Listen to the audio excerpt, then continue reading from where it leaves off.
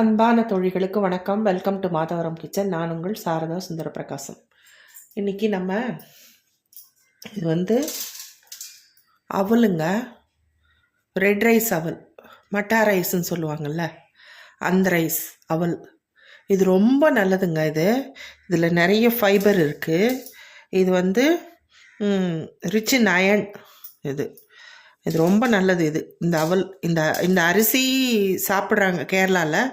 ஆனால் நமக்கு இங்கே டைஜஸ்ட் ஆகாது. இந்த அரிசி சாப்பிட்றவங்க சாப்பிட்றாங்க. இது அவல் ரொம்ப நல்லதுங்க. இந்த அவல் சாப்பிட்டா நல்லாயிருக்கும் நமக்கு. இது ஒன்றுமே ஆகாது. இந்த அவல் வச்சு ஒரு லட்டு, இன்னைக்கு ஒரு ஸ்வீட் ரெசிபி தான் பார்க்க போகிறோம். இந்த அவல் மட்டுமே இல்லை, இது கூட கொஞ்சம் இந்த வின்டருக்கு ஏற்ற மாதிரி கொஞ்சம் நட்ஸு எல்லாம் போட்டு நம்ம ஒரு ஸ்வீட் ரெசிபி பார்க்கலாம். அது எப்படின்னு பார்க்கலாம். அதுக்கு முன்னாடி நான் இது 2 கப்பு எடுத்திருக்கேன் அவல். இது ஒரு கப்பு,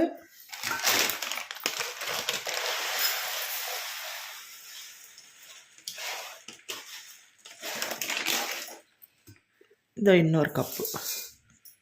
இது பாருங்க,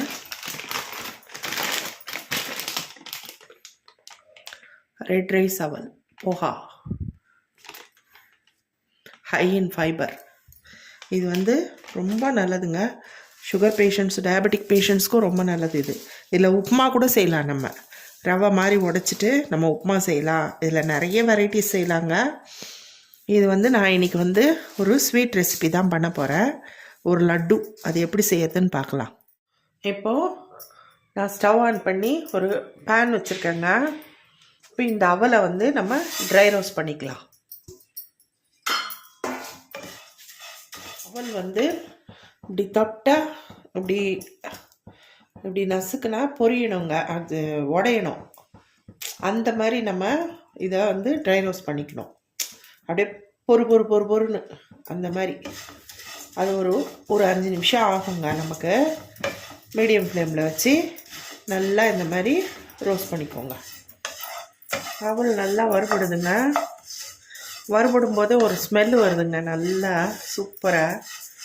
இது சிகப்பவுல் இல்லை, ஒரு மாதிரி நல்லா கம்மன்னு ஒரு மாதிரி, அது ஒரு மாதிரி மனம் ஒன்றுவாங்க, நெல்லும் மனம் அப்படின்னு சொல்லுவாங்கள்ல, அந்த மாதிரி மனம் வருதுங்க, நல்லா சூப்பராக. நெல்லுக்குன்னு ஒரு மனம் இருக்கும் இல்லைங்க. இப்போ நம்ம வயல்வெளியில் போனால் கூட அந்த பச்சை நெல்லை தொட்டோம்னா ஒரு மாதிரி, அதை மோந்து பார்த்தா ஒரு மாதிரி நல்ல ஸ்மெல் வரும்ல, அந்த ஸ்மெல் வருதுங்க. இது வறுக்க சூப்பராக இருக்குது.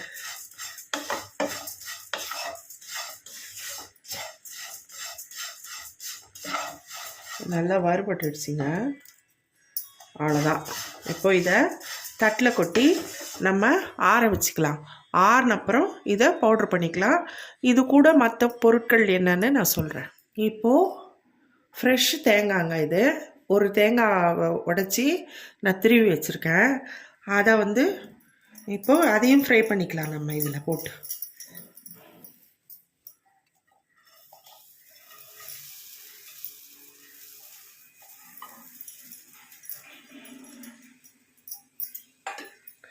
அந்த ஈரப்பதம் போக நல்லா ஃப்ரை பண்ணிக்கலாங்க. தேங்காய் நல்லா கலர் மாறி கொஞ்சம் சிவப்பு கலர் வரணும். அந்த ஈரப்பதம் எல்லாம் போயிடணும். அப்போ தான் லட்டு கெட்டு போகாமல் இருக்கும், 2-3 நாள் வச்சு சாப்பிட்ற மாதிரி. அதனால் இதை நல்லா ஃப்ரை பண்ணணும். இப்போ பாருங்கள், நல்லா கலர் மாறிடுச்சுங்க. இது எனக்கு ஒரு 3 நிமிஷம் ஆச்சுங்க வறுக்கிறதுக்கு. இது ஃப்ரெஷ் தேங்காய்னால நீங்கள் டெசிகேட்டட் கோகோனட் கூட போட்டுக்கலாம். ஆனால் ஃப்ரெஷ் தேங்காய் தாங்க உங்களுக்கு டேஸ்ட்டாக இருக்கும் சாப்பிடும்போது. நல்ல கலர் மாறிடுச்சு. இப்போ இந்த ஸ்டேஜில் நம்ம ஸ்டவ் ஆஃப் பண்ணிவிட்டு இதையும் தட்டில் கொட்டி ஆற வச்சுக்கலாம். மறுபடியும் ஸ்டவ் ஆன் பண்ணியிருக்கேங்க. இப்போது ஒரு 50 கிராம் முந்திரி, 50 கிராம் பாதாம், இதையும் நம்ம ட்ரை ரோஸ்ட் பண்ணிக்கலாங்க. சும்மா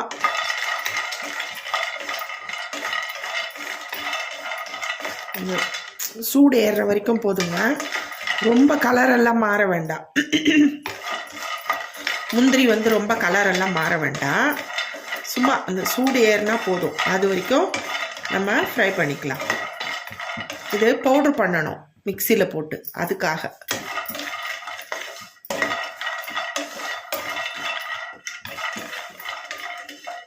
அவ்வளோதாங்க, ஃப்ரை ஆகிடுச்சு.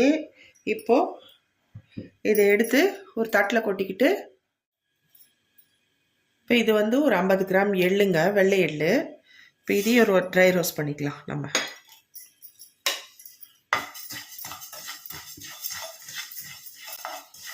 எள்ளு படப்படன்னு பொரிஞ்சுதுன்னா ஆஃப் பண்ணிடலாங்க. இப்போ இந்த சீசனில் எள்ளு சேர்த்துக்கிட்டா ரொம்ப நல்லதுங்க. எள்ளு வந்து சூடு, அதனால் இப்போ இந்த சீசனில் நீங்கள் எள்ளு நல்லா சாப்பிட்லாம். இந்த எள்ளும் ரொம்ப நல்லதுங்க உடம்புக்கு. கருப்பு எள்ளு இருந்தால் கருப்பு எள்ளும் போட்டுக்கோங்க. என்கிட்ட கருப்பு எள்ளு இல்லை, இந்த வெள்ளை எள்ளு தான் இருந்தது, அதனால் போட்டேன். கருப்பு எள்ளு இன்னும் இந்த தோலோடு சாப்பிட்டா இன்னும் நல்ல நமக்கு நல்ல பலன்கள் கிடைக்குங்க. அதில் தோல் இந்த ஃபைபர் இருக்கிறதால தோலில் ரொம்ப நல்லது உடம்புக்கு. இது இது அப்படி படப்படன்னு பொரிஞ்ச உடனே நம்ம ஸ்டவ் ஆஃப் பண்ணிடலாம். எள்ளு பார்க்கும்போதே தெரியுங்க, அப்படியே கொஞ்சம் உப்புன மாதிரி வரும் எள்ளு பாருங்க.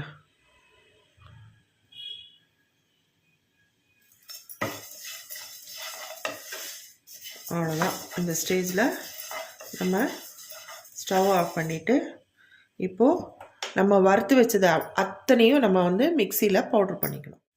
இப்போது இந்த நம்ம ஃபஸ்ட்டு வறுத்து வச்ச அவல், இந்த அவலை இந்த மிக்சியில் போட்டுக்கிட்டு நல்லா ஆறிடுச்சுங்க. அவல் கூட ஒரு 5 ஏலக்காய் அதையும் போட்டுடுறேன். போட்டுட்டு இதை நம்ம நல்லா பவுட்ரு பண்ணி எடுத்துகிட்டு வந்துடலாம். இப்போது பவுட்ரு பண்ணிட்டேங்க. ஏலக்காய் அவல் செம்மையாக மணக்குதுங்க, கம்மா கம்மான்னு. இதில் சர்க்கரை போட்டு இப்படியே சாப்பிட்லாம் போல் இருக்குது. கொஞ்சம் சர்க்கரை நெய் போட்டு அவ்வளோ டேஸ்ட்டு, அவ்வளோ ஒரு சூப்பராக மணமாக இருக்குது. இது இப்படியே இருக்கட்டும்ங்க. இப்போது நம்ம இந்த வறுத்து வச்ச இந்த முந்திரி பாதாம், இது ரொம்ப பவுட்ரு பண்ணக்கூடாது, சும்மா லைட்டாக குறப்பாக அரைச்சி எடுத்துகிட்டு வந்துடலாம். இந்த பாருங்கள், இதையும் இதில் கொட்டிக்கலாங்க. இந்த முந்திரி பாதாம் கூட இப்போது வறுத்து வச்ச எள்ளையும் இதில் போட்டு நம்ம பவுட்ரு பண்ணி எடுத்துகிட்டு வந்துடலாம். இந்த எள்ளும் பாருங்கள் நல்லா பவுட்ரு ஆகிடுச்சி. இப்போது இதில் நம்ம வறுத்து வச்சோம்ல தேங்காய், அதையும் போட்டு ஒரு சுற்றிக்கலாம்.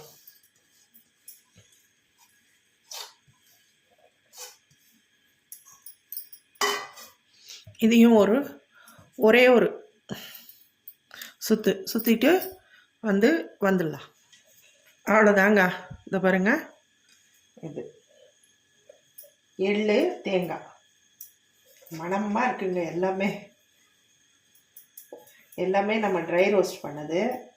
அது மிக்சியில் போடவே, அதில் ஏலக்காய் போடவே இன்னும் சூப்பராக. இப்போது இது எல்லாத்தையும் ஒன்றா கலந்துக்கலாங்க.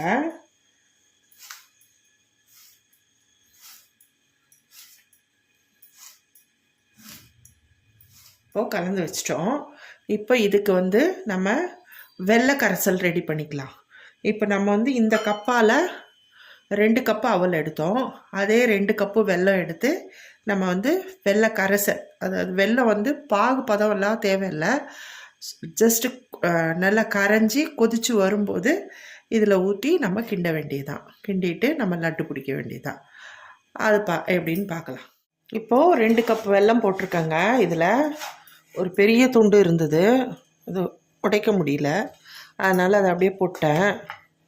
1.5 கப்பு வெல்லம் அந்த துண்டும் போட்டுட்டு இப்போது தண்ணி இதில் இவ்வளோ தண்ணி வேண்டாம், இது 1 கப்பு தண்ணி, 1/2 கப் தண்ணி ஊற்றிருக்கேன்.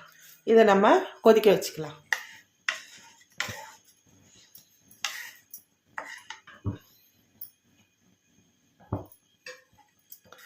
ஸ்டவ் ஆன் பண்ணி போட்டிருக்கேங்க. கொதிக்குது. கொதிக்கலை இன்னும்.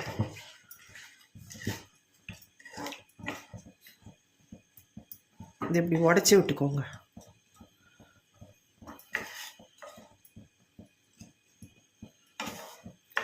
இது ஒரு 5 நிமிஷம் ஆகுங்க இது கொதிக்கிறதுக்கு. பார்க்கலாம். இந்த வெல்லம் பாருங்கள் நல்லா கொதிச்சிருச்சுங்க. இந்த மாதிரி கொதிச்சா போதும், பாகுபதம்லாம் தேவையில்லை. இப்போது நம்ம இதை வடிகட்டிக்கலாம். வடிகட்டிட்டு அதுக்கப்புறம் இந்த அரைச்சதை தூக்கி இதில் போட்டு ஒரு கிண்டு கிண்டணும். இதை ஃபஸ்ட்டு வடிகட்டிக்கலாம் நம்ம. இது பாருங்கள் வடிகட்டிட்டேன். எவ்வளோ மண் இருக்குது பாருங்கள், கருப்பு கருப்பாக தெரியுதுங்களா? அதனால தான் நம்ம வெல்லத்தை வடிகட்டணும். இப்போது இந்த வெல்லத்தை இதில் ஊற்றிக்கலாம்.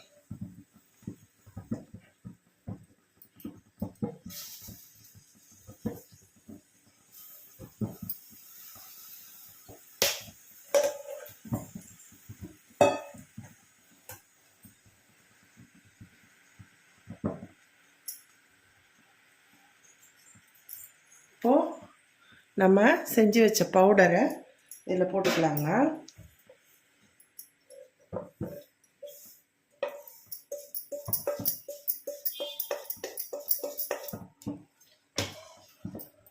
போட்டுட்டு டோட்டலாக சிம்மில் வச்சுருங்க. நல்லா சிம்மில் வச்சுட்டு அப்படியே கிளறுங்க.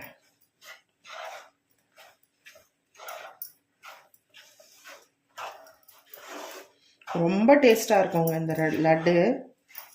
இது வந்து சிகப்பாவில் செஞ்சுருக்கோம். நம்ம எல்லாமே ஹெல்த்தியான பொருட்கள் தான் இதில் போட்டிருக்கோம்.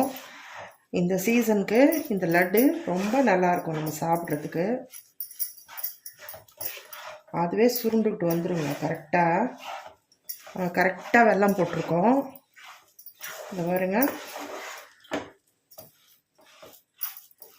இப்போ இந்த ஸ்டேஜில் கொஞ்சமாக நம்ம நெய் விட்டுக்கலாம். நான் ஒரு 2 ஸ்பூன் நெய் விடுறேங்க.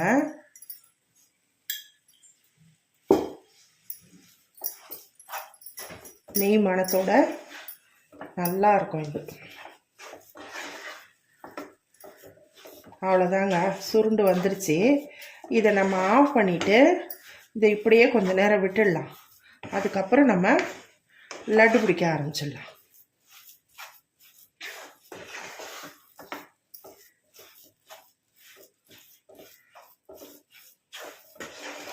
சாஃப்டாக இருக்குங்க இந்த லட்டு. எல்லாமே இதில் ஹெல்த்தி பொருட்கள் தான் நம்ம சேர்த்துருக்கோம். சாப்பிட ரொம்ப அருமையாக இருக்கும். நல்லா சாஃப்டாக இருக்கும். இப்போ வந்து நான் இதை வந்து ஆஃப் பண்ணிடுறேன். இது இப்படியே ஆறட்டும். ஆறினப்புறம் நம்ம வந்து லட்டு பிடிச்சிக்கலாம். இப்போது ஆறிடுச்சிங்க, நம்ம லட்டு பிடிச்சிக்கலாம். கொஞ்சமாக நெய் எடுத்து வச்சுருக்கேன் கையில் தடவுறதுக்கு. இதை இப்படி தடவிக்கலாங்க. தடவிட்டு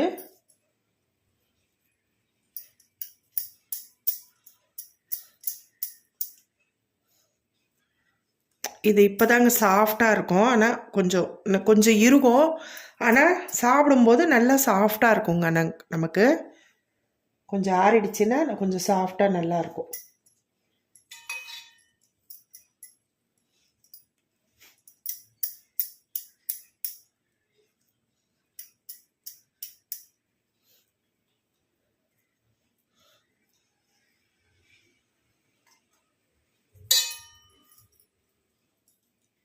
கொதிக்குது.